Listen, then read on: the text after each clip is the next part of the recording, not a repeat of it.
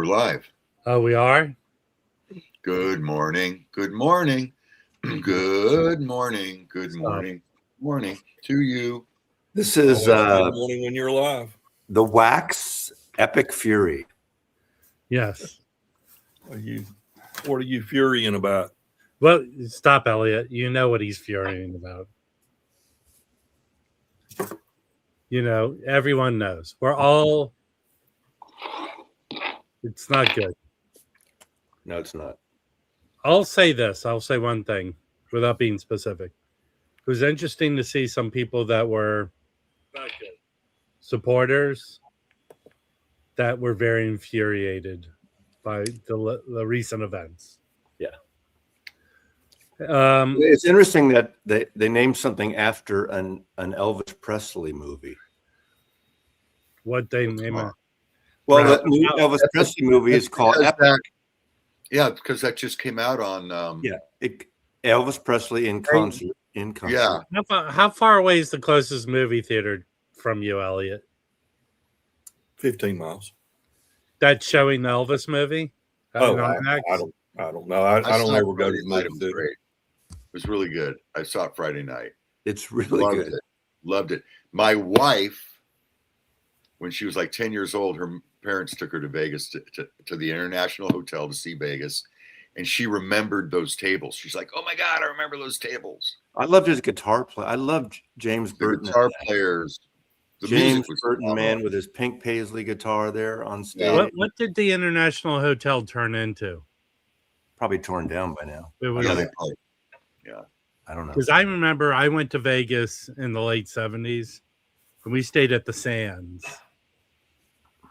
Yeah. Yeah, I didn't go to Vegas until the maybe even the 80s. Really? Early 80s. And it was at the Tropicana, I think. When I first came to LA to visit for a week or two before I moved out here. And I stayed with my friend. My friend goes, "Fuck it, get in the car." And we just drove to Vegas. How long a drive is it? 5 hours. I mean, it back then, it was less than 4 hours. Now, it's anyone's guess. Yeah. I went with my parents around 66 or so, I guess. And we stayed at the Sands. And I remember seeing Pat Boone in the coffee shop. And we were walking. My grandmother was with us. And we were walking to lunch or maybe early dinner. I don't remember now. On this path by the pool and by the grounds. And I was waiting for my grandmother. And there was a golf cart parked there. And I sat in it. It was probably 12, 10, 11, whatever. And this guy comes up to me and goes, "Excuse me, son, you're sitting in my car." And it was Red Skelton. There you go. He was so nice. He was so nice. My story is my grandparents every year would go to one trip, go to Vegas, LA to visit my aunt, and then Hawaii. So one summer they said, "Do you want to come with us? But if you come, we're not going to Hawaii." So I said, "Okay." So they lived in Fort Lee, New Jersey, which is right across the bridge from Manhattan. My grandfather's business was in Manhattan. So I think I stayed with them for a week in New York and would go into the city and hang out with my grandparents. And then going to Vegas, I think I was anywhere 11. I think I was 11. We stayed at the Sands. In Vegas at that time really wasn't for kids. There was nothing. The only thing for kids was the circus. They would have an arcade usually. At circus. Yeah. Nothing else was really for kids. They would you get dumped at the arcade and you couldn't leave. We went to the pool, and so one thing I remember is burning my feet on the concrete around the pool. Then my grandmother shuffling me through the casino and go, "Give me a quarter," and go, "Put it in real quick. You can't gamble." And then breaking the rules. We saw 2 shows. We went to see. We were staying at the Sands, and who was performing there? Joan Rivers. And my mama cried. My grandfather was kind of he could talk to people, and my aunt was a lounge singer in the 60s in New York, and moved out here to be an actress. But she kind of used her name, and we got backstage, and I met Joan Rivers pre-surgery, and we took a picture. There's somewhere a picture of me and Joan Rivers. Then we saw the other big show was a co-headliner of Ben Vereen and David Brenner. Something an 11-year-old would be really into. Right. David Bremer was popular. Yeah. He He's played, on Carson all the time. yeah. I've My never parents been went to to. Vegas all the time, but they never took us kids. No way. I liked, I talked about going to see, I saw Love twice. They had one Beatle Fest there I went to when Love first opened. And I know you and I always argue I about saw that. Love one too many times. Yeah, you hated it. I didn't like it. Mashup, it was better entertaining. The music was good. The concocted story was good. Vegas. I'd never gambled. I brought like $100 to gamble, and it was gone. And I literally had a $20 bill in my sock. And my father and we drove out there together. We're coming back, walking back, and they make you walk through the fucking casino when you leave. So my dad goes, he was tapped out, and he goes, "Got any money?" And I go, "Well, it's lunch money. I got $40." He goes, "Give me 20."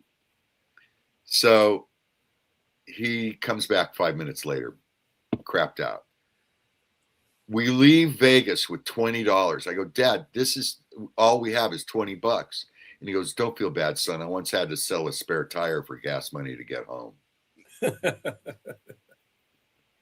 So I thought that was cool. It's not designed for anyone to make money except the casinos. Exactly. My best friend is an attorney, and they have to go on these go to these seminars for credit renewal to keep your legal license. So they always, of course, schedule these things for places like Las Vegas or Atlantic City and things like that. And he's the most down to earth, reasonable person you can imagine. So he and about 4 other attorneys fly out to Vegas, and they've done this several times. They fly to Vegas, they do the minimal number of credit renewal seminars they have to go to get their renewal, and the other 4 guys just start drinking and gambling for like 3 days, and he's not a gambler and he's not much of a drinker, so he rents a car and goes to the Grand Canyon and finds his Valley of Fire is really cool to go to. But he goes to all these national and state parks, things like that, and Bunny Ranch. And he comes back on the last day, and he's all fresh and renewed and everything, and these are all hungover and they broke and everything, and they fly back. I'll tell you, about 20 some odd years ago, when people started doing these, okay, calm down, Mazzy, these residencies, me and my friends would go there to see a show. Like one time we went to see the Pixies. They were playing the rock and roll, the Hard Rock Hotel, that arena there, which is now another hotel. And we go out, some of the best eating, because all these famous restaurants open in Vegas and you usually can get in pretty easily. And then you go to spas and all that stuff. Like there's so many levels of Vegas. You don't have to gamble. A great time to go there. I would go there for the NBA Summer League, which takes place mainly it used to mainly take place at UNLV at their basketball arena. And they have a smaller thing. You could go walk and see games. There's a lot to go do there with not gambling, but I've lost plenty of money in Vegas. I want to respond to Frank because this is important. Those of you can't buy online, unfortunately, but I get a text or a call from Kimbo last night around 6. He goes, "Did you see that Easy Street got this big, huge collection?" And there's a little bit of a video clip on their Instagram. They don't really show much, but some collection. This guy had all the UK, all the US, the 12-inch singles, the albums, sometimes 10, 15 copies of a title, different variations, everything from bootlegs to Morrissey solo to stuff. So Kimbo picks me up at 7. We go there. We do a live stream, a FaceTime with Arnaldo, the expert, because he was interested in a couple of things, but a couple of things that were pretty incredible were like, Arnaldo thought, I don't know if he's watching here today, Arnaldo thought they were on maybe 20%, 25% high. Like there was a couple of 12 inches and a couple of records that were $300 to $350. There were a lot that were 100 to 150. There were some that are less, 50, 75, but there was like 2 bins, big bins of Smiths, 2 big bins of Morrissey, stuff on the wall. I picked one for myself. And after everything, Arnaldo wanted 3 of them, but 2 of them were crazy, like $350, crazy money, 300. But I got, this is for, I'm not going to cover the price, but this is, Arnaldo wanted this. I don't know what this is actually. It's, anyway, this Morrissey album, or is it an album or it's a 12-inch? I don't know. Anyway, this, and I have about 15, I guess, 20, the 12 inches. And this was a promo 12-inch. I have the song, obviously, but it's a 12-inch promo that Sire put out. So I like the different cover art stuff. But if anyone's into the Smiths and they're in Seattle. Well, remember, like 2 years ago, I went to the thrift store and bought a whole collection. Yeah. It was filled with Smith singles, and I sold. It had all that stuff, and I paid $2 each for them. Yeah, but I tell you, I've never seen a collection dumped. One collection of, I mean, even if all of a sudden my Beatle collection went there, it would probably look maybe similar in a way because there'd be multi copies of every album. But everyone was, perfectly sealed. It was a little on the high side. So if anyone's in the Smiths and they're in the Seattle area, go upstairs. They won't sell it online. Easy Street. I don't think they sell online. But again, yeah. It's the record shop in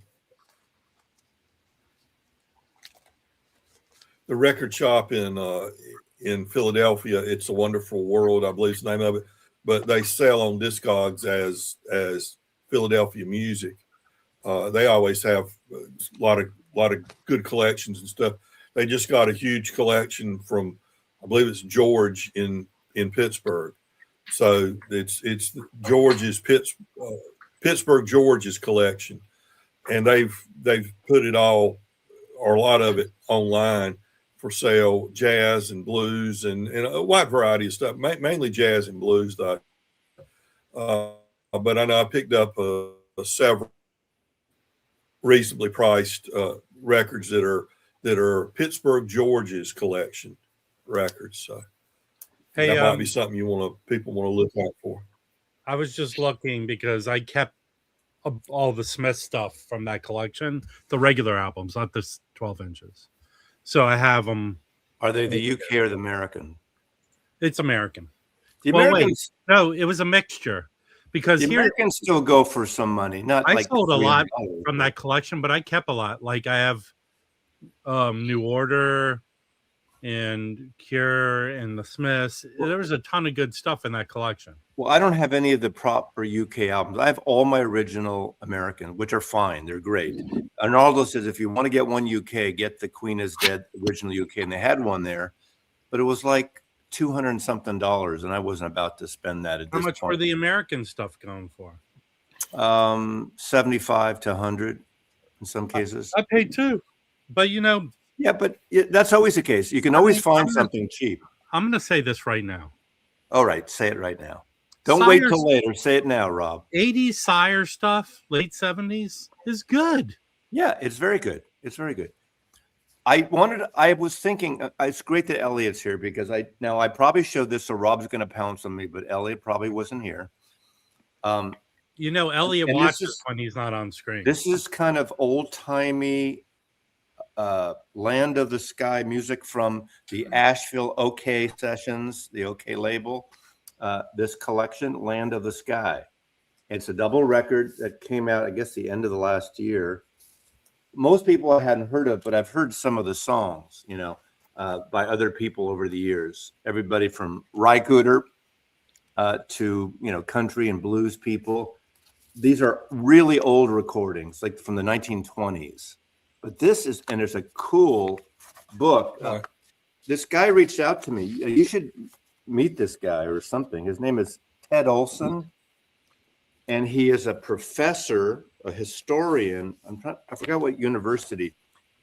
He did that Bears Choice box set I showed at the end of the year. I don't know if you saw that CD box set of all that music around this period, around this place. Asheville is put on record. OK records Bear name of the city. So that's your state, right? North Carolina. So this is right up your alley, but it's really old recordings. But this is an Elliott Cruz masterpiece.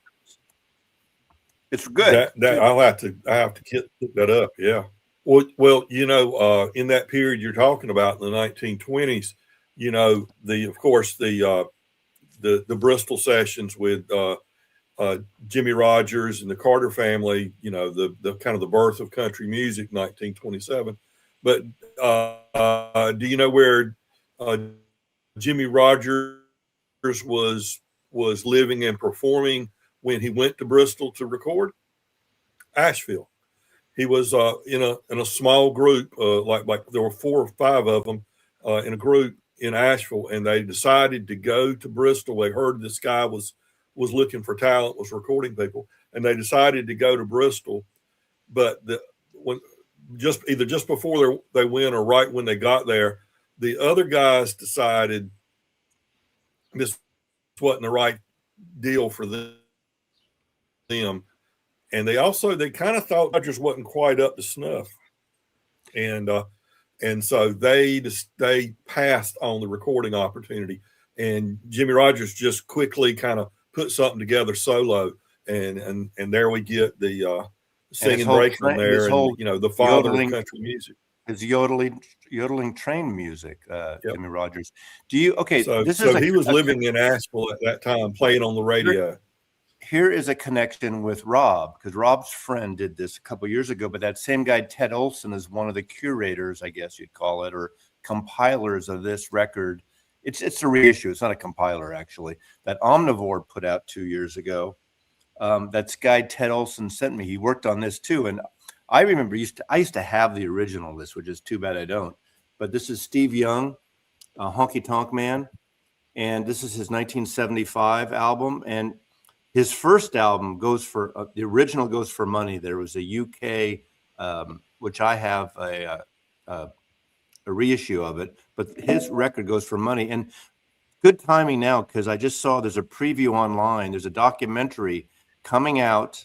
I guess it's doing the film festival circuit now, of outlaw music, and it goes to the history of the outlaw.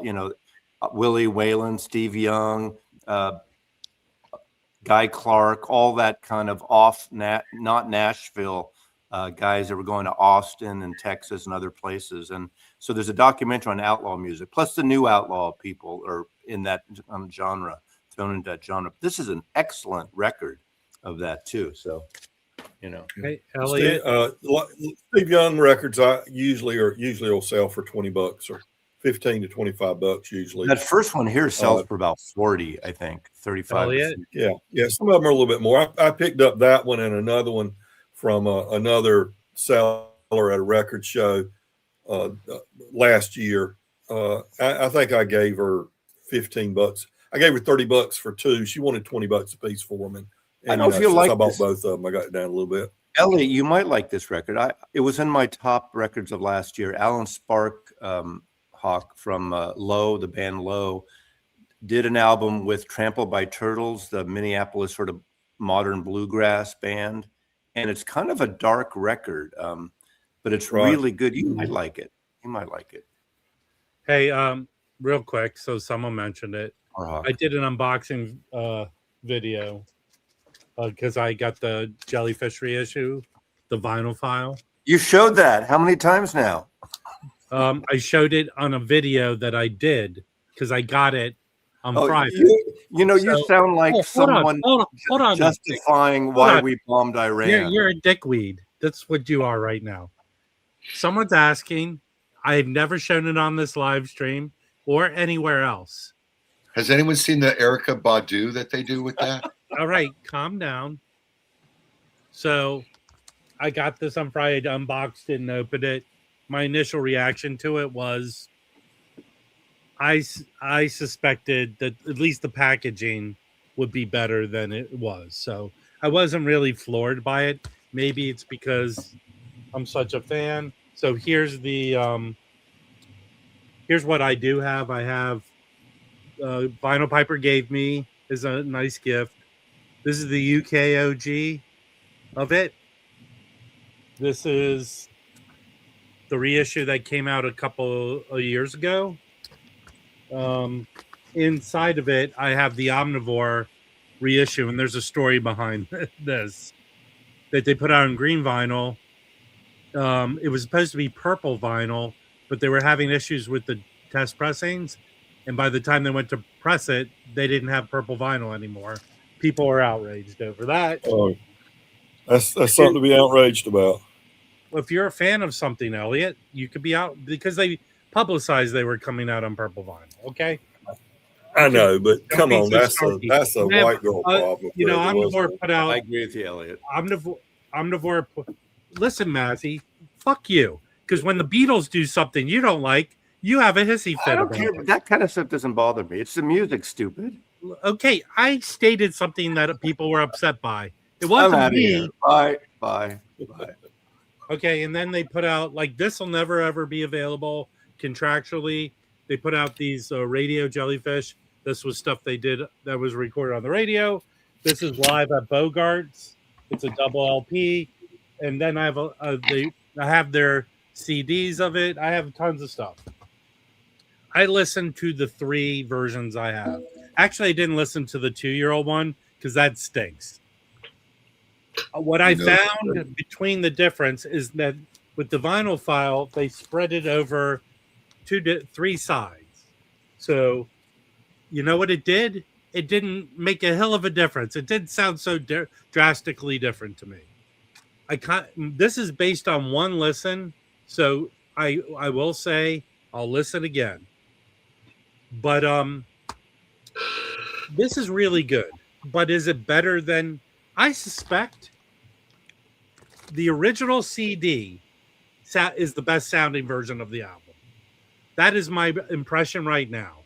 Is that you on the cover as a child? This is. Shut up, Jim. Get out of here. Yes, Jim. Your joke is so good. The red hair. Every time I see that, I just see you as a kid. I like when Rob gets riled up, don't you? I have no idea what color your hair was. Here's the deal. Anyone else? But that Omnivore goes for $100-something. Fuck off right now. Well, we know you're a ginger who turned gray. So I suspect, and please, there's got to be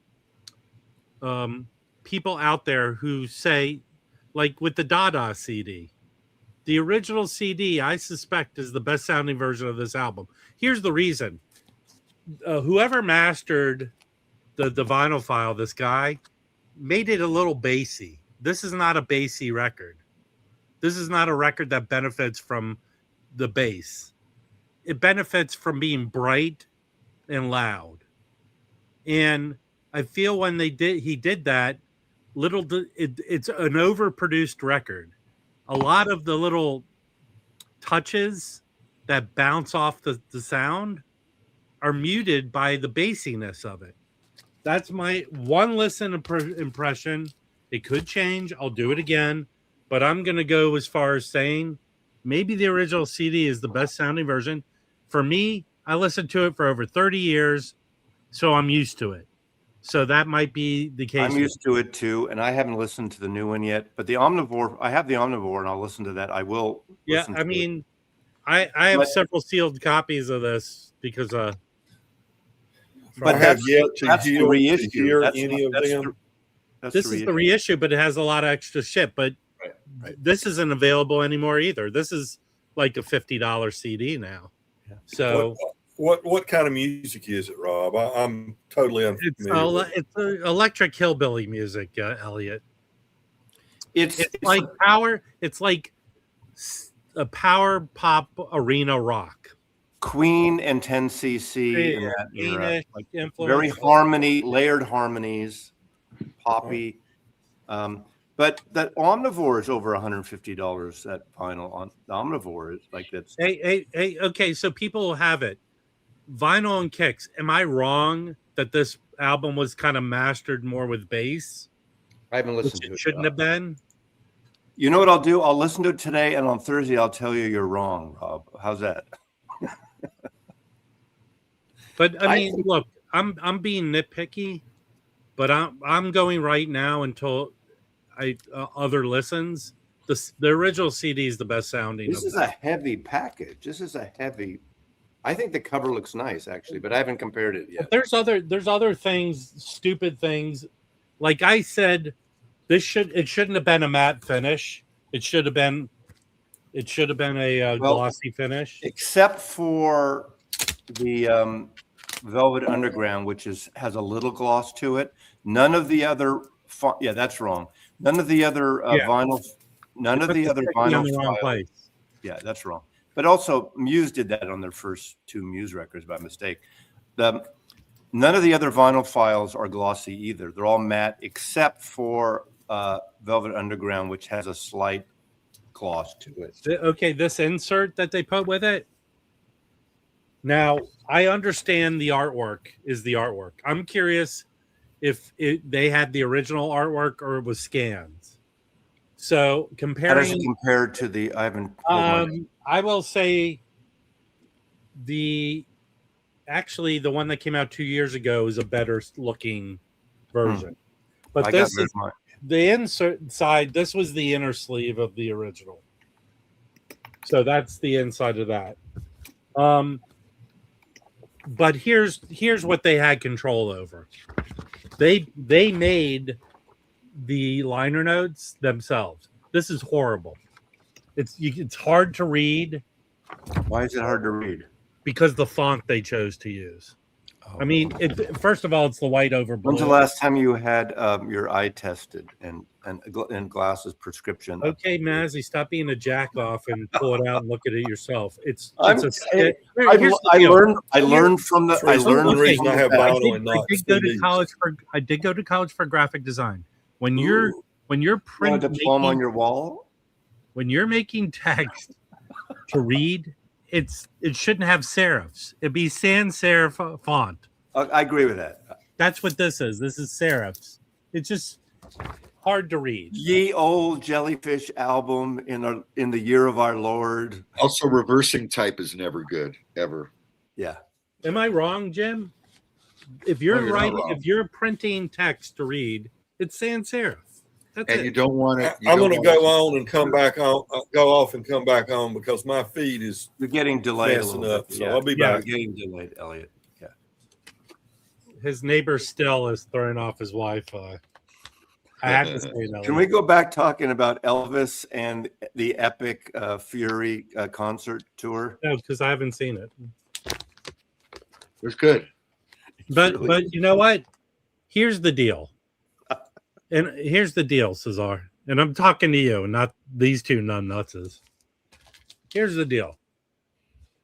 We have such good reissue series from the OJ. Probably the best right now is the OJC. And it's funny, these are all this. Well, the OJC is not the same company, but the Tone Poet, part of Universal, that's one of the best reissue series. This vinyl file is a dumpster fire. I don't think so. I want to tell you, I want to put it on the record here. I'm actually a Cochin man. Cochin, that font, that's what I use usually in my emails, Cochin. Oh, I don't know why. I like Cochin. Do you know Cochin, Jim? Yeah, how fancy for you. Hey, now it's not a fancy font. You can read, folks. Something. It's not a fancy font. It's a very kind of just a basic font. Hey, Ed Topo, I don't care about this factoid that you found out. How did you find out about it? What led up to you finding this out? Do you say thank you or best wishes? I say beast wishes. Okay, how do you end like a proper message to someone, like an email? How do you regards or cheers? Okay, here's how I do it. I just say best. Sometimes. Usually, typically, I go take care. I say take care. I say watch out. Don't watch your back. Yeah, we all agree that Vinylophile was not a good name. I have no with that. You know, but mine arrived unscathed. People always get people got seam splits and stuff. I know. It came in good condition. That always happens with some records. People complain about the Rhino. I haven't got a damaged record in a few years, but I don't get many damaged records, and maybe I'm more forgiving of things. But no, mine's perfect, and it wasn't necessarily perfectly packed. It could, for the price of these, I bought this for the price of these. They should pack them better. I agree. They should. I agree. The same with Rhino. Rhino should pack them better too. Okay, just to let everyone know, in the wheel, so I think I'm okay now. I just want everyone to know after the show's over, don't leave YouTube. Go and watch a video. It drops at 9. Is my Confessions of a Shill vinyl video. Confessions of a Vinyl Shill will be on at 9 a.m. right after this.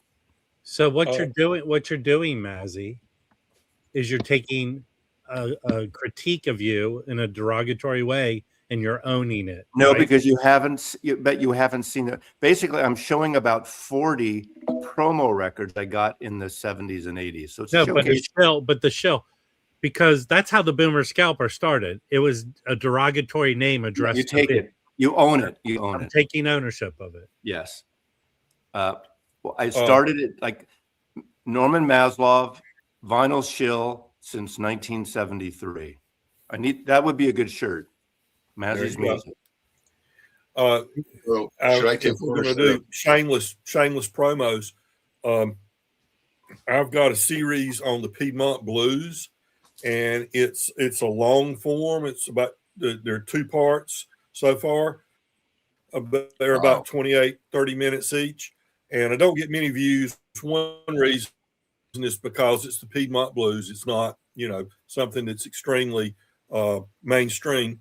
And the other is it's a little long, but on the first one I look at the 3 female Piedmont Blues artists, and on the second one I look at 3 of the key Piedmont Blues artists, male artists that were big during the prime, the 1930s. Reverend Gary Davis, Blind Boy Fuller, and Sonny Terry and Brownie McGee, and not getting many views on it. So anybody that's kind of interested in a little historical look at a genre, a subgenre of music, I would appreciate if you give my videos a view. I watched that because Reverend Gary Davis is the perfect lineage to the Jefferson Airplane, especially Jorma Kakkonen and Hot Tuna. Yeah. Okay. Hot Tuna did Hesitation Blues and several others. Yeah. I want to help Elliot a little bit. What's the title of your video, Elliot? Piedmont Blues. The first one is Piedmont Blues Ladies First, and the second one is Piedmont Blues Part 2.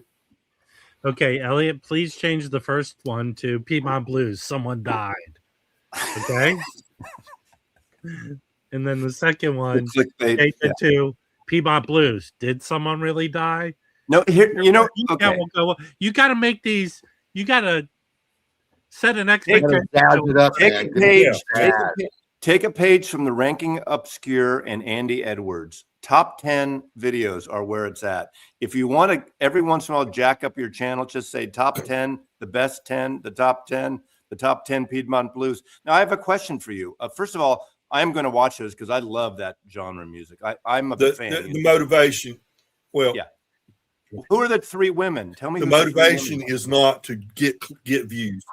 The motivation is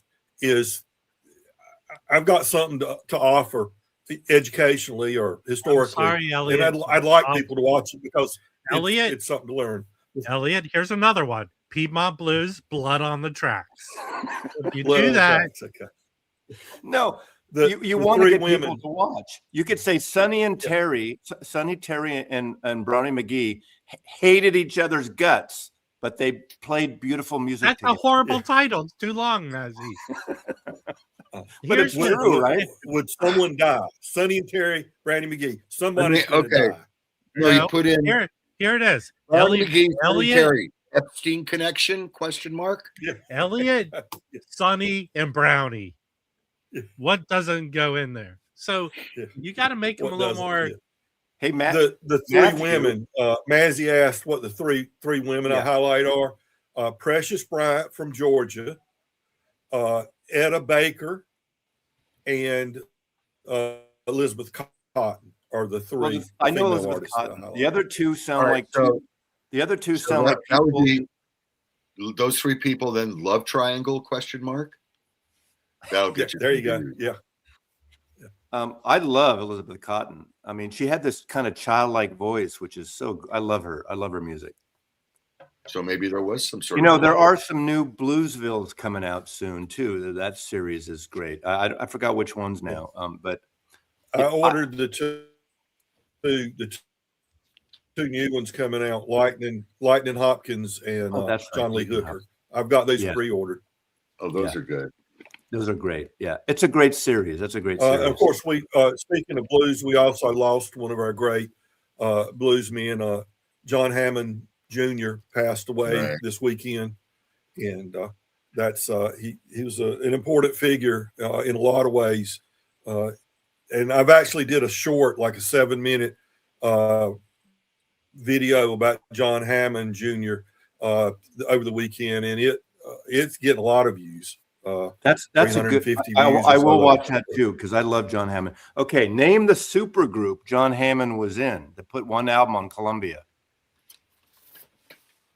I don't know, but I have something for Elliot. Wait, let me. John Hammond, Dr. John. It was it Mike Bloomfield's? I forgot. Triumvirate. Okay.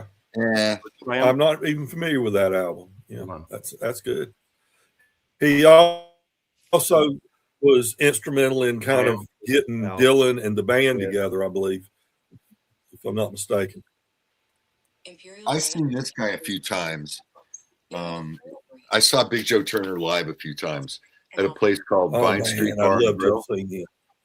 I saw this guy. He came out and he was bigger than that. He came out with a fucking tumbler of vodka. I mean, a tumbler like this. Sat down and just kicked ass. He was fun. Tiny little club. That guy was Okay, good. I'm going to help Elliot out in a second. I'm making a thumbnail for his videos right now. How about this guy? You like this guitar player, Bucky Pizzarelli?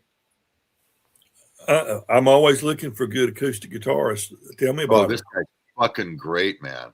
Here, Triumvirate. Mike Bloomfield, John Yeah. Hammond Jr., and All right. Dr. G. I remember that cover now. Yeah.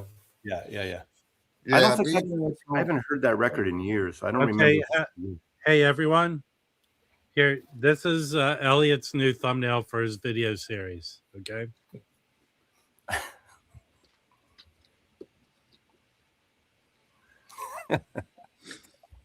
All right. Yes. telling you, That looks like that People would have work. worked on it. You know, I know who is it said That would work. My they don't like thumbnails are boring. So, yeah. Andy Edwards. I don't watch him either. His videos are an hour. He goes in these deep dives. He's a wanker like me in terms of the way he does it, but he gets 10,000 views overnight or 20. You know, people like him. You know Winoni Harris? Yes. Love him. Yes. I don't. He did a lot of, The story about Winoni Harris, Ray Benson from Asleep at the Wheel to talking to a mother and daughter at one of their shows in Los Angeles area. And they were talking music and they were talking about Winoni Harris. And the mother or Ray Benson made the comment to the mother. He said, you could turn that around a little bit and that would be a great name for a girl. and maybe a girl singer. And you know who the mother and daughter were, of course. The Jugs. You're breaking up, Elliot. The mother and daughter were the Judds, and were the mother and daughter that were talking about how you could take Wynonie Harris's name and make it a girl's name, and it might be a good name for a girl singer. That was the Judds, and of course you got Wynonna Judd from that. A few years later, they started their music career. Here's a cool old record on our Hooli. You got it from me. You got it from me. Yeah, that's our Hooli. Chris Strockwitz does all those and takes the pictures. Straywitz. Strockwitz. It's Strockwitz. Real. I met. I know. I tell you. Ooh. I'm breaking up bad. Rob, can I tell the audience about a good deal on some jazz? Okay, here it goes. Everyone, get your pens and paper out. Yes. Go to Sunday's Records website, and they have a 5 records and a record bag deal, and you can get it from the selection of a pretty good number of records, or you can get the Sun Ra collection, and they will send you for $60. Have you listened to any of those, Elliot? I have. I'm going to sell these. I've opened these. I've got others. I got it twice. I got others that I'm opening to listen to myself, but I've listened to one of them, and it really was interesting. Yeah, I think that was not $60. So 12, you get 5 Sun Ra records, but on their website, they said they're getting close to selling them all. So it won't last much longer. It's been going on for a while now. Yeah, everybody showed their bag now. So when I got these Smiths record, they ask you if you want a bag. Usually they charge you, but over a certain price, they give you a free tote. So let's show your bags. Show your bags, guys. Pardon me, is this some sort of a OnlyFriends thing? OnlyFans? Show your bags? Elliot, are you ever going to really use that bag? I've got 3 of them, Rob. They also have another deal. If you buy over $100, they do this from time to time. Okay. Sundays. Alan, Shush. I am talking. So Sundays has a deal right now. They've done it before because I've gotten it. If you buy over $100 worth of stuff, you get a free test pressing. So the test pressing I got was a Sun Ra record. So they're doing that right now too. All right, Nazzy. Sunday's records. Someone in the Sunday's records on the whole don't sound terrible. Now maybe they're isolated instances. They have a whole bunch that were done by Kevin Gray. Yeah, Kevin Gray did some digital ones and some analog ones, like the Donovan's stuff, the Mono Bird stuff, the Mono Dylan stuff. Most of those in those days, Bob Irwin, who started Sundays, who now sold it, used to work at Columbia A&R and a producer there. So that's why so many of their issues are Sundays. I don't know which one you're buying. Very nice guy. I don't know which one. He may have sold it, Mazzy, but he sold it about 5 years. They are running the operation. Well, he's not. No, he's not. He's retired, but I think he has input, and they do the modern harmonic imprint too. He was interrupting me. No, not to say there's not bad pressings, and like every label, there's bad and there could be a bad sounding record. The Bird sound I think on the whole, here's the deal with Sundays. You put them in the same category as Real Gone.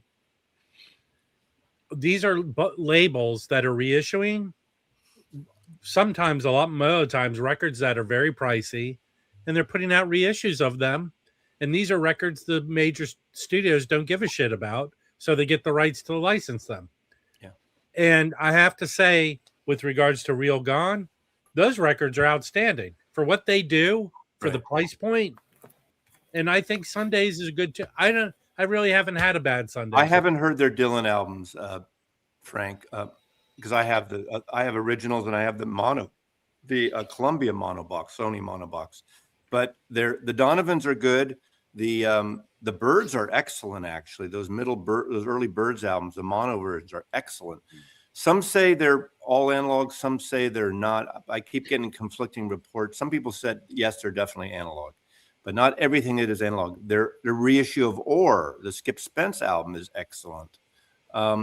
They've done some really interesting releases. United States of America, that deserves a good reissue. United States of America. Well, they did the mono version of it. I thought. But the stereo. I mean, Sony. That's why it's such a shame that Sony won't release their tapes to anybody. Maybe they'll do one-to-one copies, but they're the one label. I guess BMG too.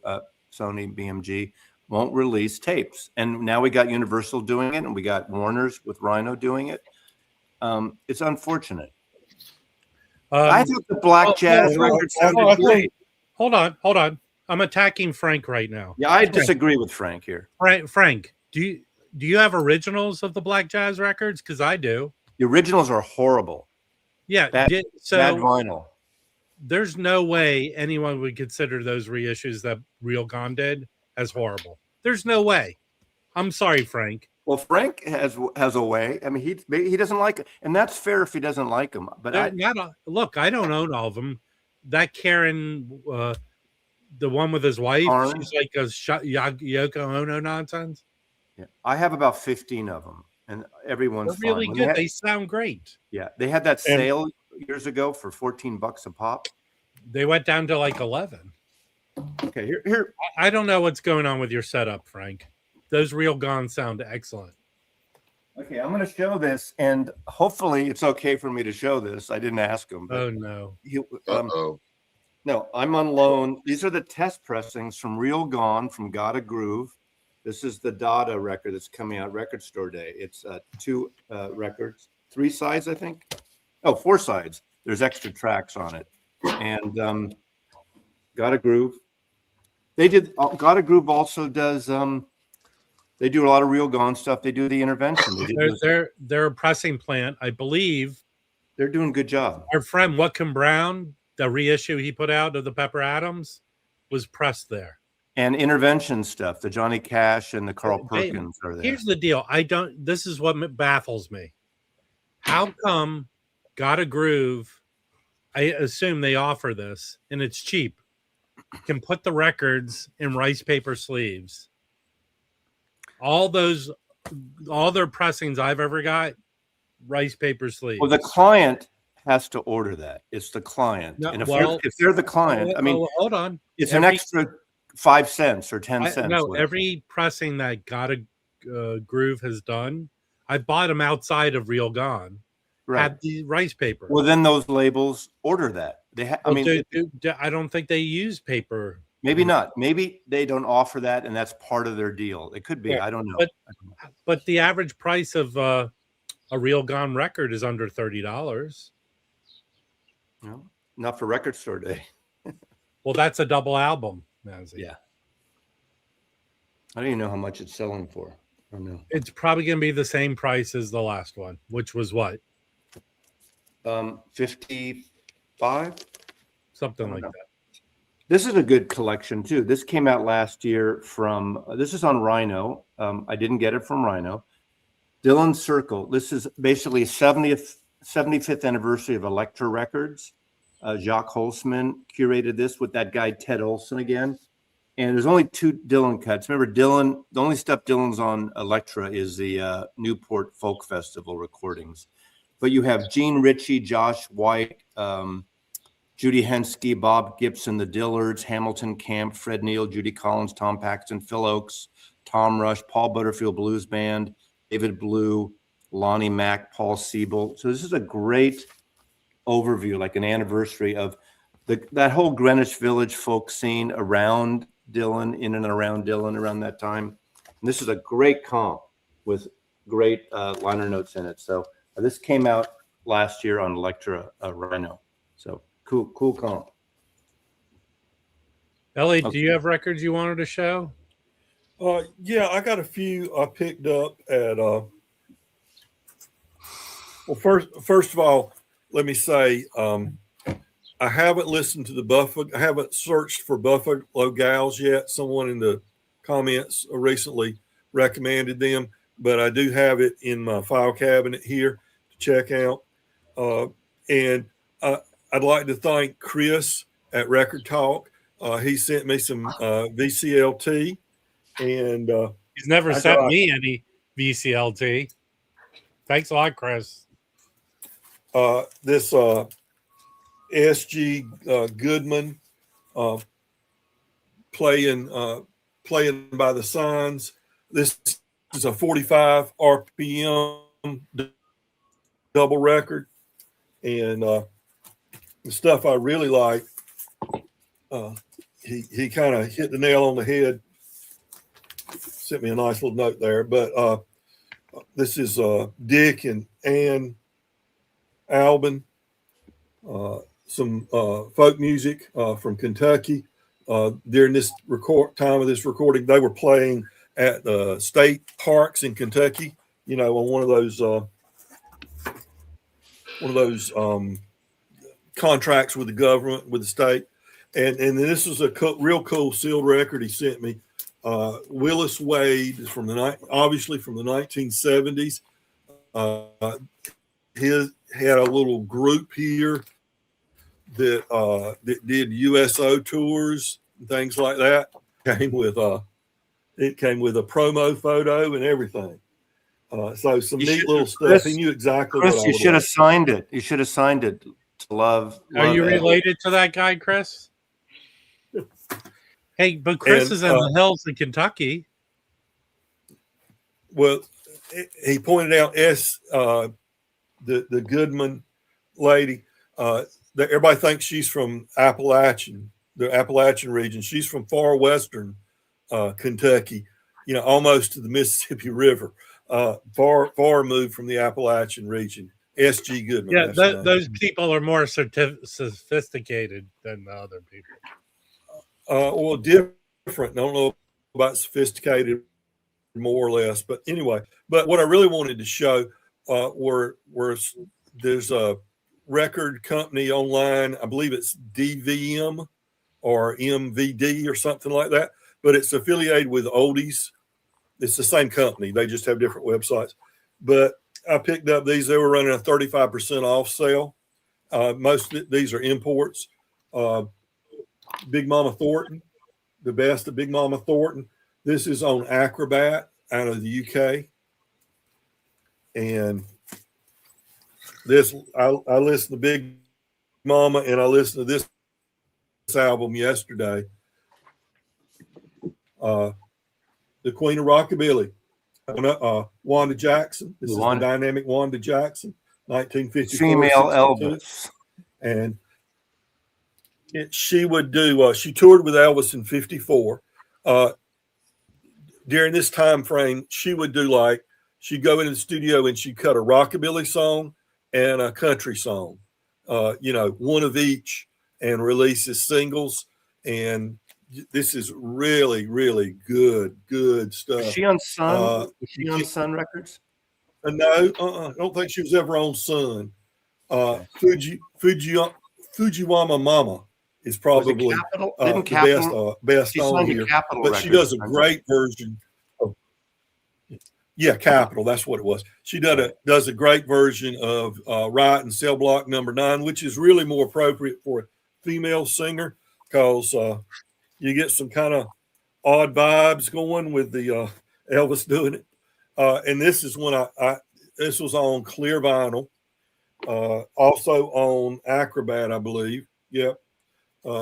Cab Calloway, the Hep Cat of Harlem, 1930 to 1948. I was just listening to this morning. Haven't gotten all the way through it yet. And then the last one I'll show is a 10-inch called So Real. And this is from Bear Family. And this is Colonial Rockers from Chapel Hill, North Carolina. Colonial was a record label that lasted about 15 years from about 1950 to 1965 or so. And they recorded all kinds of stuff, but this is mainly rock music. It's got a couple of people that would go on to big careers. This is the label that George Hamilton IV first recorded on. Remember the Baby Ruth song and some of that, several hits. But also Billy Crash. Remember Billy Crash Craddock? Yep. Rub it in, which I never really liked his later stuff, but this early stuff from him from the 1950s is really good. Billy Craddock and the Blue Notes, and they do a couple of songs on here. But it's interesting kind of historical piece. But here's the thing, that's what Bear Family specializes in. But the liner notes are done by Lightning Wells, and Lightning is a Piedmont Blues guitarist here in North Carolina, and he's had a long career. But Lightning does the liner notes for this, and Lightning actually, I've gotten to know Lightning a little bit in recent years, last couple of years. He sells at record shows now as well. So we've had a chance to talk a little at the record show. So it's been, and I used to go see Lightning Wells maybe 3 or 4 times back in the 1980s when he was performing more often. But so that's what I wanted to share today. Okay.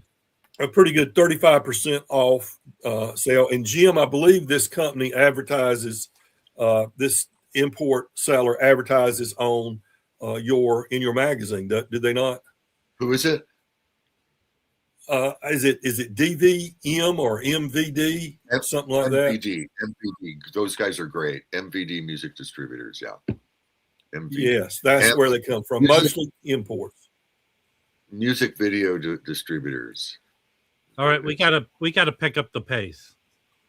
I want to talk about something. Can I borrow $5? No. Okay. I picked up records, killer records, okay? Here's a record that Jim loves, and I've been meaning to get it. I think there's 2 versions of this record. Oh yeah, it's a good record. Hugh Masekela Live Hope. That was recorded at the 930 Club in Washington, D.C. It's from the early 90s, but I think Chad put it out on vinyl in 2004. And this is a 45 2 LP version. Then there's a 4 LP version Chad does with more songs from the show. But I found the regular version, and it's audiophile. It's like a demo record that they play at shows to just. When I saw Chad came here, he played one of the songs from this, and it's just crazy. This is so good. It's a crazy good live album. The song "Stimule." The last song. It's side 4. Unfucking believable. Woo! Yeah. Crazy ass. And the way this sounds from the 930 Club, because the 930 Club was like not known for being like the best. It sounds like it's outside. It sounds like it's outdoors. It sounds so good. Yeah. I picked up the Tone Poet of this Flight to Jordan, and this is excellent. Duke Jordan, really good. I found this record. If you ever find an OG of it, I don't know for a fact, but this is one of probably the more pricey Blue Notes if you find an original. Horace Parlan. This is a Japanese reissue. Really good. There's no way. I don't even really think. I think maybe they did a Music Matters of this. They did, and I think that was a 45 when I sold my 45. Yeah, it was a 45. Yeah, but this is Japanese and it sounds great. It's a good album. Okay, here's the oldies but goodie ones I found. a really nice OG mono of this Mose Allison. Great. I love all those prestige Mose Allison's records. This thing is beautifully clean. Sounds really good. Yeah. Which one are you talking about? The Hugh Masekela? It's one of Jim's favorite records, but everyone recommends it. Everyone. It's like if you go to an audio show, someone there has a copy of this record. If you find it, ask them to put it on. It is literally a demonstration. And I think they did it in 35 and 45, maybe. No, I think it's only 45. Only 45? Okay. Not 35, 33. But Mazzy, you'll never own it. But each side is I have it. No, but you'll never play it. I do play it. 45. Here, let me finish. That's the other version. Okay, I don't have that one. Yeah, that's kind of wasteful. That's wasteful. No, Mazzy, that's the 4 LP version. Yeah. Oh, okay. So it has more. It has more songs from the show. I did not know that. 4 LP in a box. And actually, it's only like $135 on Chad's site, so it's not crazy. The one you have used to be very expensive. This one came because out it was out of print. It was out of print. They brought it back, I think.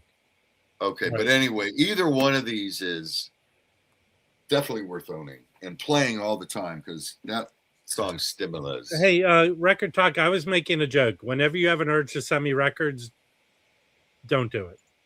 Okay. That's a good record, yeah. So, yeah, I like the Wes Montgomery that is not Verve with an orchestra and stuff where he's buried. This Riverside might be one of his first ones. This is a nice OG mono. Is that produced by Orrin Keep News? Yeah, this is on Riverside. Yeah. It's just guitar, organ, and drums. And it sounds beautiful in great condition.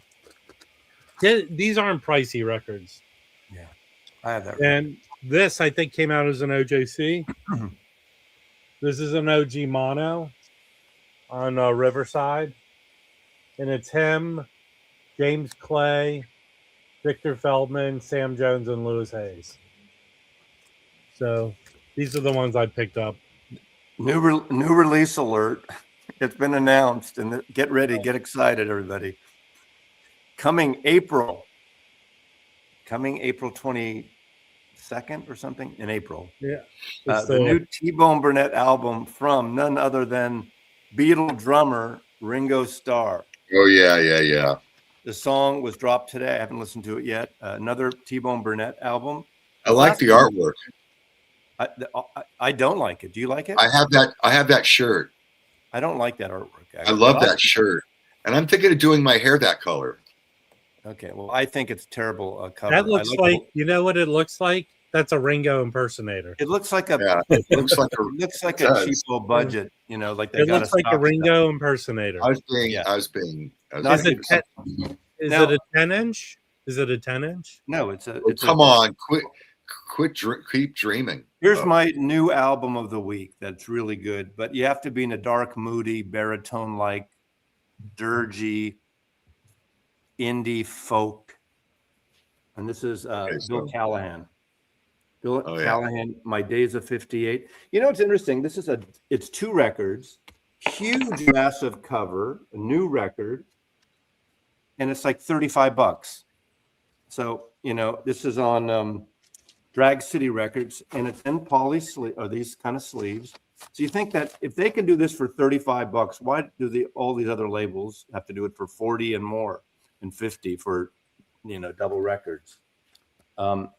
And I went to Easy Street to buy this, and they were sold out of it. It just came out Friday, so I went to Silver Platters and I had 1 copy left. So he's an acquired taste for some people, but I think this is a great record. What kind of music is it? Well, if you roll back the tape, and you can listen to what I said. Definitely. I tune you out once your mouth opens. My house is not mauve. My house is gray. It's light gray and deep blue, and it's not mauve. I have no mauve in this house. Speaking of expensive records, What are those acoustic sound series records normally sell for? Acoustic sound. Which series? Hold on. The 33s or 45s? The Hold on. 33s. 40 bucks. $40. Well, people be on the lookout because you can pick this up for about 15, 18 bucks. I think I got this one for $14.50. Sealed, new, Nice. on sale, obviously. But I know a lot of people have talked about this record, but I wasn't ready to go out and spend 40 bucks on an artist I wasn't that familiar with or familiar at all with. But I know a lot of people have talked very highly about this and this recording. This Diana Krall, is that how you say her last name? Yeah. Diana Krall. Right. It's a good Yes, record. Mrs. Costello. The look of love. Right. But I see Christian bass player, McBride. Christian McBride. McBride. She's Christian a friend of, McBride's on it. she's a friend of Edwin's, Pretty Green Bond. Well, went to school Would you together. think, I got this at a really good price. Played it, and it is a beautiful album. I really love this Isn't artist. it nice? It is good. You should, Yeah. if you want a great record, get her Live in Paris record. There was a DVD too, and the Live in Paris record. I think it's amazing. It's a great record. But and if you can hold off on some of these $40 and $50 records, Yeah, sure. you can pick them up after they've sold their Well, first wave of sales. here's the deal with those. He does series for the like that for the record label, and then he does his own stuff. You know, Typically you won't find his own stuff discounted. if you listen to Bill Callahan's music and you listen to the lyrics and the arrangements, they don't all sound the same. Bill Callahan, but if it's not your kind of music, that's fair too. But they don't all sound the same. Well, you know what, Gabby, I appreciate the nice words. Jim, she's thanking you for the sending there. Jim sent you that. What? Jim sent you the yeah. copy, but Jim doesn't think anything I do is comic effect. Rob is filler. When I run out of stuff, I put Rob's stuff in. Rob, are your view numbers down today or something? Because I went back and looked at the comments during my little segment. Yeah. And there were only 2 really cutting insults in there. And normally I average at least Okay. 6 to 10. Elliot. It's not you, Elliot. It's the weather. So They're Elliot, still pissed off. but hold they're on. tired. Elliot is a smaller channel. Let me give you some advice. Don't ask for people to insult you, Elliot. I don't have to ask. They really do it. Yeah, I understand. But now what's going to happen is every knucklehead's going to start leaving negative comments towards you. I'm not a big fan of Diana Krall. So here's the deal, Elliot. With the record you just showed, anything Chad does that he's sort of hired by the record company to put out, Right. that's the record company stuff. It's always going to kind of be discounted. Uh-huh. The Chad stuff that he puts out rarely is ever discounted. Yeah, I didn't get this from his website. I got it from from another. That But it's- again, he did that, but it's universal. That's but why. he was hired to put that out. Do you Yeah, I understand? understand. Yeah. The titles he licensed and puts out, like any of those 75ths, which I think that's a weird one, right? You can only get those 75ths from him, right, Mazzy? No, they're in stores. So maybe that might be discounted. No, But because they're selling out. They're not going to be yeah, discounted. anything that Chad puts out, it usually stays around the list price. So he doesn't, because if you go there, let's say his website has Eventually, 10% you can find off. Chad stuff. Eventually, you can find Chad stuff in great condition in the used bins. That's where I find it. I wonder if now this is a serious question. Rob's going to hate me for even bringing this up. Yes, you should subscribe to RCM. I wonder if this is going to affect vinyl prices with this. It might be temporary oil spike. How do you make vinyl, Mazzy? Oil. There you go. Well, I mean, what we're happening, gas prices will go up soon, probably, it's amazing how it goes up like this, even though it might take a month before that money, but they just they'll raise it probably because of what's going on. I might move around where Elliot lives because are there bunkers in the ground, Elliot? He's not hearing me. I'm losing the feed back and forth, so I'm catching about half of what some of You need to go. said You need to sometimes. go up on your porch, Elliot, where you have better signal. Yeah, well, I added that booster or something for it down here. It's just right there, and I thought that, and the first time we were on, it did. So I'm thinking maybe it's not so much my connection. Maybe it's just this. What is it called? Router? No, the live stream service. Oh, StreamYard. Spring Tong Mong Long. It should the service shouldn't affect StreamYard, your. Maybe the the StreamYard. StreamYard, StreamYard shouldn't affect your connection. Well, actually, I'll be this. You be that. I'm on a new computer now. I have my iPad, but now the computer. I'm on a real computer. It seems as though StreamYard is finicky with some setups, so I will blame StreamYard. Yeah. All right. I have a question about. Thank you, Fred. Audio question, equipment question. How do you keep up with your hours on your stylus? You know, Anybody? you just listen when it starts sounding funky, and you clean. You know, if you clean it, No.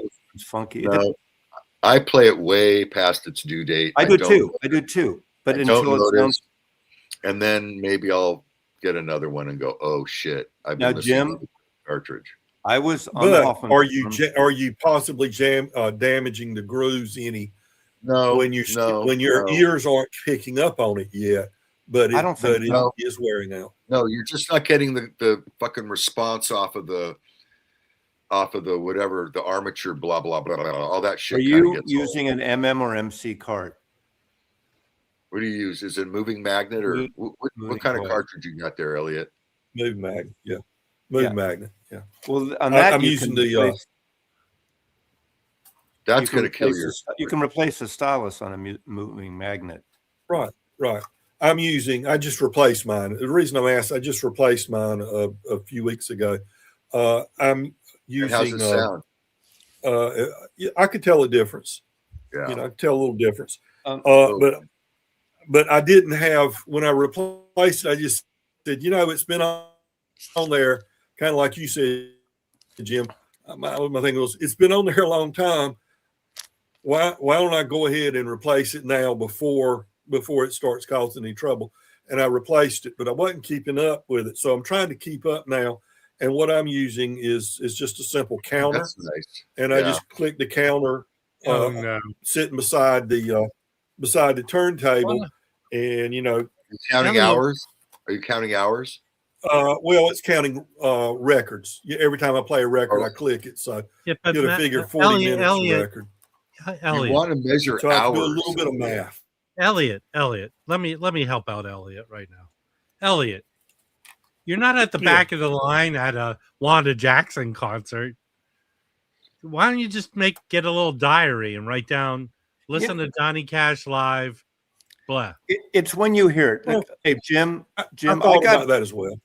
I got bitch slapped on the Hoffman forums like about a year ago or a year and a half ago when I had an ML, the Hannah ML before this. And I averaged it out because I listened to a lot of music, and I averaged it out over the couple years I had that cart. And in my mind, and I was very conservative, it was between 3,000 and 35 hours. And the guy on that forum 3,500 hours?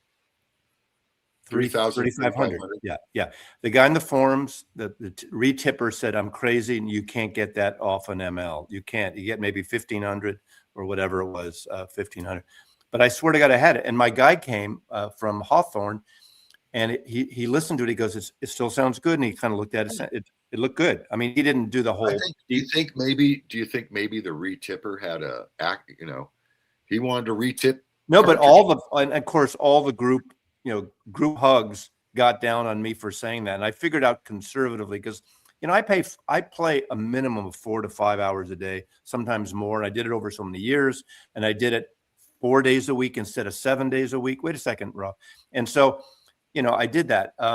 But my guy says, you know, listen to when you start hearing distortion and degradation. What is it? You know, that's when you really got to check it out. So there's no fine necessarily line. Theoretically, on paper, it's with a MC Cartagena, it's only under 2,000 supposedly. Is that true? What do they recommend? I don't know what they recommend for you to. Yeah. You guys are. You know what? You guys are. I've got the AT people. I've got the AT VM 95 ML is what I'm using. Decent cartridge, yeah.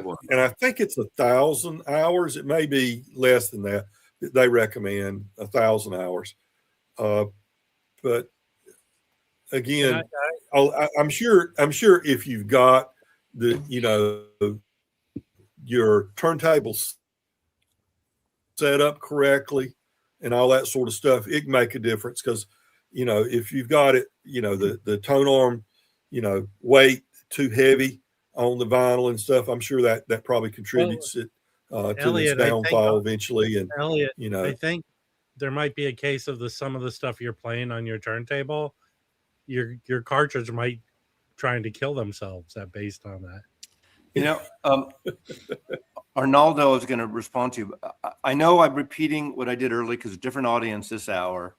If you're into the Smiths, go to Easy Street. They have a massive Smiths. Why don't you just send a link out in the chat? But of course, they don't order. You can't buy it online. But they can look at it, right? Well, go to Easy Street's Instagram page. Or it's not on the page. It's a video, which may be gone by now. I don't know. Russ, but I did a live FaceTime with Kimbo and actually Arnaldo last night there. He picked one album. I'm not going to show the price, but it's not crazy. But this EP, this 12-inch EP. I got this for myself. This was a promo. That's all I got. But there's a massive Smiths and Morrissey collection there. And in answer to Arnaldo, I did not pick up the new Gorillas, but I started streaming it last night, and it sounds excellent. So I probably will eventually get that new Gorillas record. But I don't think they're touring, but they did a show in LA last week, I guess, to promote the album. Yeah, their website is no good. They're not a good online store. Occasionally you see something they sell, but it's not a good. I agree with you. But they're kind of about 20% too high, according to Arnold. No, I've said this. Based on Easy Street going in the store, their prices are too high. They are. Anything you find, they're always busy and they do really well. My philosophy about any record store is there's a record that's mispriced in there. When I went to Easy Street, they had records on the street they were selling. I found the $60 record in there for $5. Yeah. So they have good shit, but their prices are too high, I think. But I want to correct Arnaldo. I really like Arnaldo, but I'm going to pull a Rob. My name is not Nazi, so fuck off. It's Mazzy, not Nazi. Mazzy. Well, he could have mistyped. The Naz. I'm kidding. I'm kidding. Can I show something? This cat and the Naz. Mazzy only gives you shit if your name's Coffee Julie. Morrissey has a new album in a week or two, a couple weeks. Mazzy promised me. I have it here for you. I'm going to bring it to LA. Well, I went to the Pasadena Flea Market with Jim, and I bought this cover for $1. Right. Claudio Cardinale. Nice. So I had a copy of this record with the regular cover, but it was messed up. So this is in nice condition, and I'm going to Frankenstein it together. There you go. Concert Buddy, where's your bio, dude? Concert, where's your bio? Why do you need his bio? None of you. That's an A-B conversation. Okay, hold on. I can help you out right now. Get a pen and paper, Jim. Concert Buddy was spawned from a meteorite. He was spawned from a meteorite that struck a target. That landed in a pond. And then a farmer picked it up and grew fuzz all over his body. All right. And do we have photos to go with that? I need some. Just go after your chickens have fed and relieved themselves. Just go take a picture.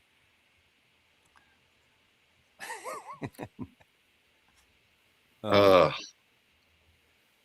right. So Hey. what? Huh? Can I borrow $5? Seriously, Elliot? Just till my brother gets a job. I'll send you $5. Just till my brother gets straightened out.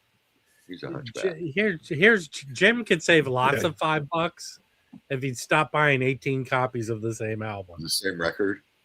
I wish Poetry was up here. He got to hear some of my favorite fucking speakers, man.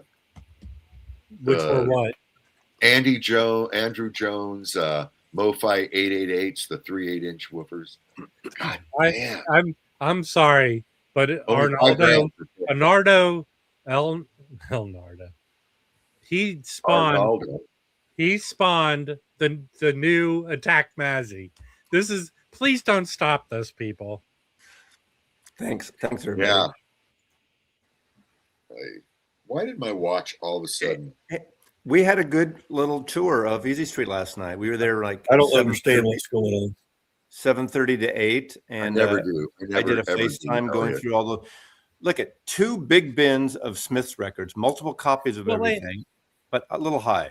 But let me ask you a question, Mazzy. Yeah. How much Smith's records did they get to make this such a big deal? Well, they have, to me, and Arnaldo would probably agree, one of the best series of 12-inch singles with these cover art. The cover, what do they call it? Cover heroes, cover artists, whatever, in UK and on Sire in the US, and some are different, and they're very collectible. I have about 500 recorts. Well, no, I mean, I don't. Arnaldo would have to tell you how many, but like if you're a collector, like a Beatle collector, you collect the Brazilian version. I understand. I understand. They only put out 4 records, 4 albums. Mazzy, settle down. I understand how many records the Smiths have, right? With 12 inches and different versions and all that. When a record store promotes that they got a collection in, what justifies promoting it? Is it got to be over 200 records?